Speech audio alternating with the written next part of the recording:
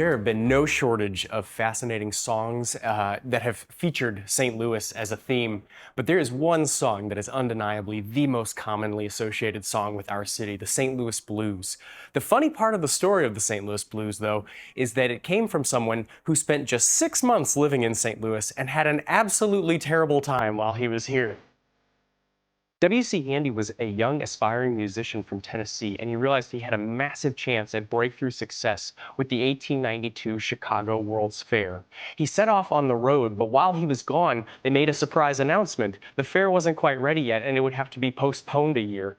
Finding himself alone on the road, he decided he would try his hand in St. Louis, a place where he heard there was ample opportunity for a young musician to make money. When he got here, within weeks, he remembers that he ended up penniless, shirtless, and sleeping on the riverfront beneath the Eads Bridge. He could not find a break into the nightlife and things that were going on here at the time. But it was while he was spending those freezing nights sleeping beneath the Eads Bridge that he had the experience that would later translate into the most famous composition of his lifetime and one of the most famous compositions of American history.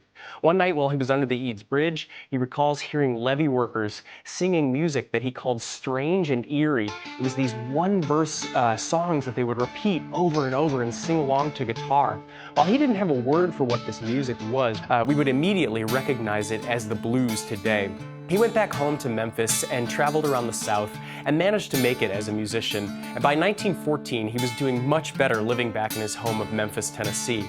It was then that all of those experiences he had in St. Louis came rushing back to him, and he had the breakthrough idea for a song. He rented a room at a Beale Street hotel for a night, and across the course of a single night, scribbled out the words and music to what became St. Louis Blues. The song was published later that year and instantly became a smash hit. European royalty featured it in their weddings. A division of the Ethiopian army used it as their battle march. This song was a huge international hit, and it became the second most recorded song of the 20th century, behind only Silent Night. So while St. Louis would have no shortage of incredible music to come after W.C. Handy, it was this moment that he had, one of the worst moments of his life in St. Louis, that eventually became one of the most iconic songs to feature our city.